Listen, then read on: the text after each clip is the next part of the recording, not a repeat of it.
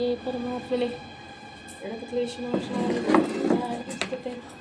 गुरुर्ब्रह्मा गुरुर्विष्णु गुरुर्देवो महेश्वरा गुरु साक्षात् परब्रह्म तस्मै श्री गुरुवे नमः। तस्मै श्री गुरुवे नमः। तुलसी माता की जय।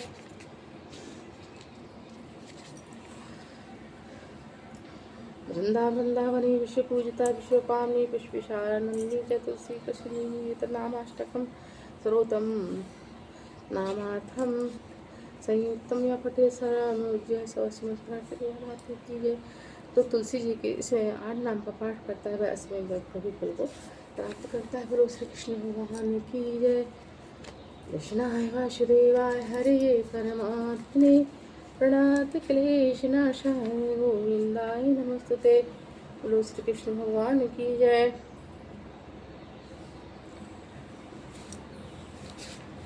बोलो कार्तिक मास की जय। बोलो कार्तिक भगवान की जय।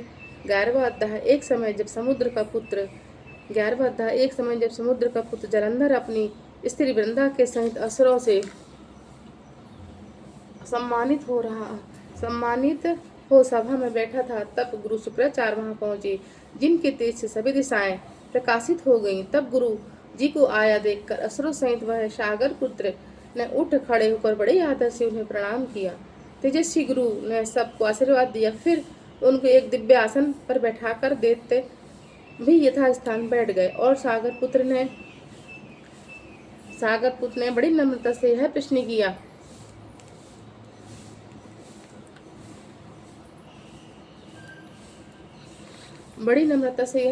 कि हे गुरु जी, राहु का सिर काटने का था, आप हमें बतलाइए। इस पर शुक्राचार्य ने विराजन पुत्र कृष्ण हिरण्यकश्यप और धर्मात्मा पौत्र का परिचय देकर देवताओं को असुरों द्वारा समुद्र मंथन का संक्षेप में यह कथा कर बताया कि समुद्र से अमृत निकला तो उसे देव रूप मानकर राहु भी पीने बैठ गया। श्री कृष्ण भगवान की जय। तो उसे राहु भी पीने बैठ गया। समुद्र से उसने प्राप्त किया तो उसे राहु भी पीने बैठ गया। इस पर देवेंद्र के पक्षपाती भगवान विष्णु ने राहु का सिर काट डाला। यह सुनने के पश्चात साथ ही जलंधर के नेत्र लाल हो गए। उसने बड़ा क्रोध कर लिया। फिर उसने अपने धर्मर नामक दूत को बुलाकर गुरु से कहा कि वृतांत सुनाया और आज्ञा दी कि तुम शीघ्र इंद्रपुरी में जाकर इंद्र को मेरी शरण में ले आओ। धर्मर जलंधर का बड़ा निपुण दूत था। वह शीघ्र ही इंद्र की सुधर्मा नामक सभा में जा पहुंचा और उसने जलंधर के शब्दों में कहा, हे देवताधम, तुमने समुद्र को क्यों मथा? फिर मेरे पिता के सब रत्नों को क्यों ले लिया? ऐसा करके तुमने अच्छा नहीं किया। यदि तू अपना भला चाहता है तो सब रत्नों सहित देवताओं के साथ मेरी शरण में आ जा, अन्यथा हे सुराधम, मैं सत्य कहता हूँ कि तेरा राज ध्वंस कर दूंगा। यह सुनकर बहुत विस्मित हुआ और कहने लगा, पहले सागर ने मेरे भय से सब पर्वतों को और अपनी कुक्षी में रहने को स्थान दिया। अब वह मेरे शत्रु व्यक्तियों की क्यों रक्षा कर रहा है? इसी कारण से मैंने उनके सब रथ हरण किए हैं। मैं सत्य कहता हूँ कि मेरा द्रोही सुखी से नहीं रह सकता। इंद्र की बात सुनकर वह दूत शीघ्र ही जलंधर के पास आया और सब बातें उनसे कह सुनाई, जिसके सुनते ही वह दैत्य क्रोध के मारे ओंठों को काटने लगा और देवताओं को जीतने के लिए वह उद्योग आरंभ कर दिया। फिर सब देवताओं तथा पाताल से करुण दैत्य उसके पास पहुंच गए। सुमनिशुम सेनापति को साथ लेकर जलंधर इंद्र से युद्ध करने लगा। शीघ्र वह इंद्र की दंडन और अपनी विशाल सेना को उतार दी। वीरों ने शंख ध्वनि और गर्जना से इंद्रपुरी गूंज उठी। अमरावती छोड़कर देवता उनसे युद्ध करने लगे। भयानक मारकाट हुई। दोनों पक्षों को आचार्य अपने अपने मृतकों को जलाने लगे। असुरों के आचार्य गुरु शुक्र अपनी मृत संजीवनी विद्या से देवगुरु बृहस्पति देवगुरु की औषधि लाकर मृतों को जलाते रहे। इस प्रकार जलंधर ने अपने गुरु शुक्राचार्य से युद्ध में क्रोधित होकर कहा, मेरे हाथ से मेरे हो देवता कैसे जीते हैं? जलाने वाली औषधि तो सब आपके पास है, फिर यह कैसे संभव है?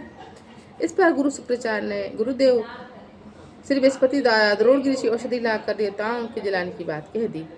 यह सुनकर जलंधर और भी क्रुद्ध हो गया और फिर शुक्राचार्य जी ने कहा, क्रुद्ध क्यों होते हो? यदि शक्ति है तो द्रोणागिरी पर्वत को उखाड़कर समुद्र में फेंक दो, तब मेरे कथन की सत्यता प्रमाणित हो जाएगी। इस पर जलंधर क्रुद्ध हो शीघ्र ही द्रोणगिरी पर्वत के पास जा पहुंचा और अपनी भुजाओं द्वारा बड़े उसे जड़ से उखाड़ कर समुद्र में फेंक दिया। वह भगवान शंकर का तेज था, इसमें जलंधर की कोई विचित्रता नहीं थी। तत्पश्चात वह बड़े वेग से देवता का संहार करने लगा। जब गुरु बृहस्पति औषधि लेने के लिए द्रोणगिरी पर्वत पर पहुंचे तो द्रोणागिरी को वहां अपनी जगह उन्हें सोना वरदान द्रोणागिरी की जगह वहां सोना वरदान मिला। तब वह भयभीत होकर देवता के पास पहुंचे और कहा कि युद्ध बंद कर दो, तुम लोग अब जलंधर को नहीं जीत सकते। पहले इंद्र ने जो भगवान शंकर का अपमान किया था, यही उसी का फल है। यह सुनकर देवता युद्ध की आशा त्याग अत्यंत ही व्याकुल हो इधर उधर भाग निकले। सिंधु शुद्ध निर्भय होकर अमरावती में प्रविष्ट हो गया। इंद्र आदि सब देवताओं ने गुफा में शरण ली। बोलो श्री कृष्ण भगवान की जय, बोलो तुलसी माता की जय, बोलो कार्तिक महात्म की जय। 11 अध्याय समाप्त। बोलो श्री कृष्ण भगवान की जय। श्री कृष्ण गोविंद हरे मुरारी, हे नाथ नारायण वासुदेवा।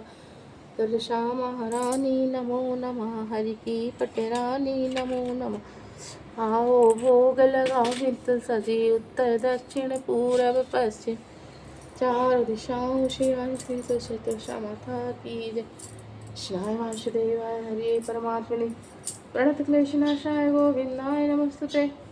गुरुर्ब्रह्मा गुरुर्विष्णु गुरुर्देवो महेश्वरा, गुरुर्साक्षात् परब्रह्म तस्मै श्री गुरुवे नमः। तस्मै श्री गुरुवे नमः। जयंती मंगला काली भद्रकाली कपालिनी दुर्गा क्षमा शिवा दात्री स्वाहा सदा नमस्ते।